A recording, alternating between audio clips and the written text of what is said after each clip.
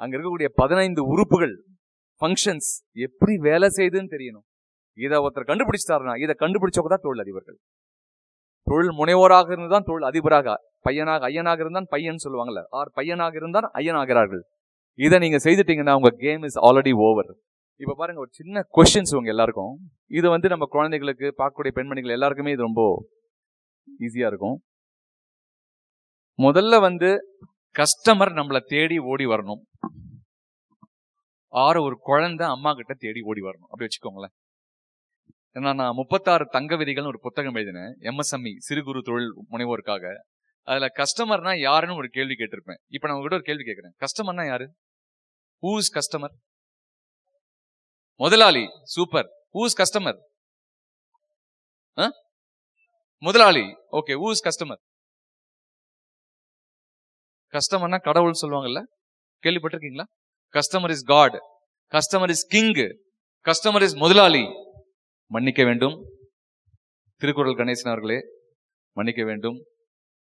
என்னை பொறுத்த வரைக்கும் கஸ்டமர் கடவுள்லாம் கிடையாது. நான் ஏன்னு சொல்றேன், என்னடா அகந்தியில் பேசுறேன்னு நினைக்க வேண்டாம், அது ஒரு அர்த்தம் இருக்கு. கஸ்டமர் கண்டிப்பா எனக்கு கடவுள் கிடையாது. கஸ்டமர் எனக்கு முதலாளி கிடையாது. கஸ்டமர் எனக்கு ராஜாவும் கிடையாது. என்னை பொறுத்தவரையில் கஸ்டமர் ஒரு குழந்தை. சில குழந்தை அடமண்ட் சில்ட்ரன், சில குழந்தைகள் அக்ரஸிவ் சில்ட்ரன். வீட்டுல 4 குழந்தை இருக்கு.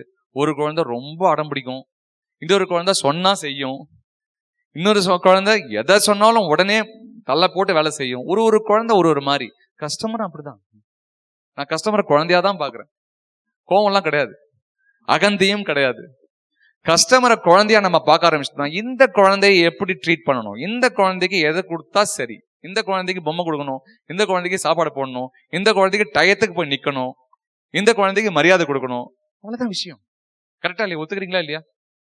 நீங்க கஸ்டமரை ரொம்ப முதலாளியா வச்சுட்டீங்கனாலோ, கடவுளா வச்சுட்டீங்கனாலோ உங்களால எதுவுமே செய்ய முடியாது. இப்போ கோவில்ல போறோம், சாமியை பாக்குறோம்னா நம்ம எதுவுமே யோசிக்கவே கூடாது இல்ல. கடவுள் முன்னாடி நம்ம எதையுமே யோசிக்கவே கூடாது. ஏன்னா நம்ம கிட்ட தெரியாது, அது என்டிட்டி ரொம்ப பெருசு. அது எனக்கு ஒண்ணுமே தெரியாது, ஔவையார் சொன்ன மாதிரி. ஆனா அதே கஸ்டமரை குழந்தையா பாத்துட்டீங்கன்னா, ஓகே இவரு இப்படி பிஹேவ் பண்றாரு, இவருக்கு நான் என்ன பண்ணலாம், அதுக்கு திருக்குறள் நிறைய ஆன்சர் அவர் கொடுப்பார். திருவள்ளுவர் நிறைய சொல்லியிருப்பாரு அதுக்காக. கரெக்டா இல்லையா? பொருட்பால் இல்லையா? பொருட்பால கண்டிப்பா சொல்லியிருப்பாரு. இப்ப பாருங்க, முதல்ல ஒரு ஆளுக்கு என்ன தேவையா, அது கஸ்டமரோ குழந்தையோ, எனக்கு தேவைன்னு தெரியணுமா. ஆமா எனக்கு இது தேவை அப்படின்னு ஒரு டிசையர், ஒரு ஆசை இருக்கணுமா. ஆசையே படாதீர்கள் என்று ஒருத்தர் சொன்னார் இந்த உலகத்துல. யாரு இது அப்படின்னு ஒரு ஆசை